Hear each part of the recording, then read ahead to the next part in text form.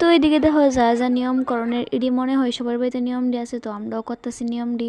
তখনই দেখো কি তা কতলা নিয়ম দেহা আফে তাফে নিয়ম।